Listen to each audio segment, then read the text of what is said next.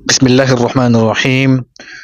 Alhamdulillahi Rabbil Alamin. Wassalatu wassalamu ala Rasulillah. Wa ba'd. Assalamualaikum warahmatullahi wabarakatuh.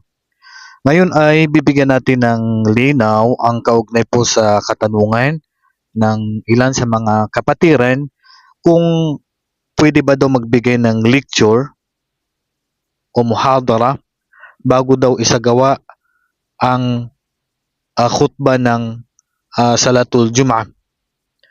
So ano ba daw, ito po ba ay bid'ah o pinahihintulutan?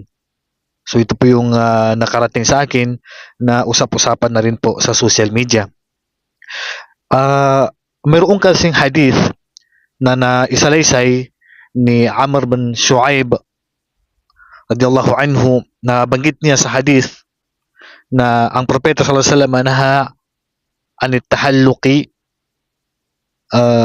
qabla salati yawm al-jum'ah, naha anit tahalluqi qabla salati yawm al-jum'ah. So dito ang hadith na ito ay naisalaysay na Amr bin Shu'aib na ipinagbawal ng propeta sallallahu alaihi wasallam ang pagkakaroon ng halaka.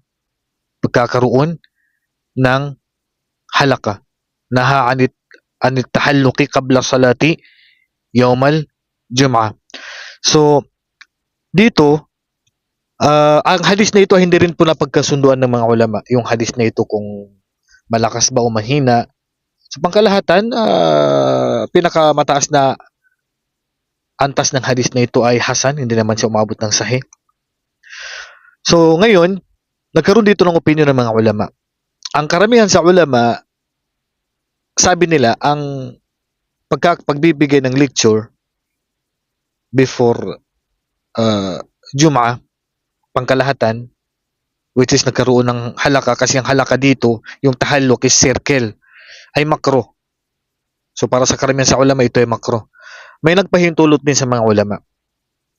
At siyempre, isa na rin sa nagpahintulot niyan sa kasalukuyan ay sina Sheikh bin Baz rahimahullah. So para sa kanya walang problema dahil nabanggit na rin na ito rin ay ginawa na rin ng sahaba ng propeta sallallahu alaihi wasallam na si Abu Hurairah radhiyallahu anhu. So sabi ni Ibn al-Arabi rahimahullah, innaman nahi o innama naha anhu yawm al-jum'ati li'annahum yanbaghi lahum an yakunu sufufan yastaqbiluna al-imama fil khutbati wa yatadiluna khalfahu lis-salah. So ang isa sa dahilan kung bakit daw pinagbawal ito ay kung sakali na maggagawa ng circle. Ika nga yung halaka kasi yung magsi-circle sa loob ng masjid. So ito yung pagbabawal dito kasi ang nabanggit is tahalluk. So ibig sabihin gagawa ng circle doon para magbasa ng Quran, magturo ng Quran, reading Quran o lecture. So yun yung bawal talaga. Pero kung hindi naman madidisturbo daw yung linya ng sala, which is nakaporma na yung mga mag-ati ng Jum'ah, nakalinya na sila, naka-soft na sila, so walang pagbabawal doon. Si Sheikh bin Baz rahimahullah, tinanong siya, ma ra'yu samahatikum fi darsin yulqa fi yawmi أو في كل يوم جمعة بالتحديد قبل الأذان ويمتد إلى أن يرفع الأذان هل هذا الدرس من سنة نبي محمد صلى الله عليه وسلم فأجاب لا أعلم أن فيه بأسا. So sabi, tinanong Sheikh bin Baz, anong pananaw nyo sa pagbibigay ng lecture before isagawa ang Jum'ah, lalo na before Adhan? So magtatapos ito pag nag-adhan na. Ito po ba ay sunna ng propeta sallallahu alaihi wasallam? Sabi niya, wala akong nakikitang problema dito. Wala a'lamu fihi ba'san. Wa yurwa an Abi Hurairah radhiyallahu anhu annahu kana yaqumu bidhalika, at naisalaysay din daw na si Abu Hurairah radhiyallahu anhu ay ginagawa niya rin daw ito. Qabla dukhulil khatib, bago daw pumapasok, bago umaakyat yung khatib sa mimbar para isagawa ang khutbah ng salatu o ang khutbah ng Jum'ah. So kay Sheikh bin Baz, walang problema. Sabi ko nga, ito ay nagkaroon dito ng opinion ng mga ulama. So kung iiwasan siyang mas mainam.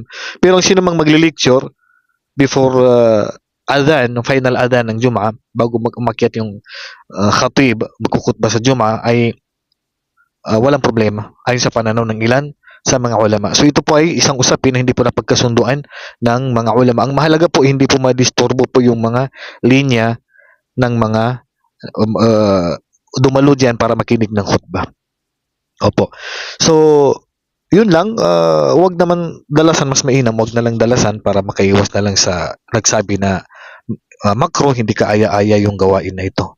So pangkalahatan, ang mga gawain sa loob ng Juma'a, siyempre pagbabasa ng Quran, pagpapaalala sa kabilang buhay, lecture, uh, pagdikir at iba pa. Pero siyempre sa Juma'a, pinakamainam siyempre maaga tayo doon, maggagawa ng sunnah, magbabasa ng Quran, malala sa Allah. So, yun ang mas mainam na fokusan natin bago umakyat yung imam sa kanyang pagkukhutbah. Pero kung may mga lecture doon, hindi naman tayo makapaghigpit dito kasi ito ay usapin na hindi naman po napagkasunduan ng mga ulama, which is may nagpahintulot at mayroon pong nagsabi na hindi po kaaya-aya. So, Allahu a'lam wa sallallahu ala nabiyina Muhammadin wa ala alihi wa sahbihi ajma'in. Assalamualaikum warahmatullahi wabarakatuh.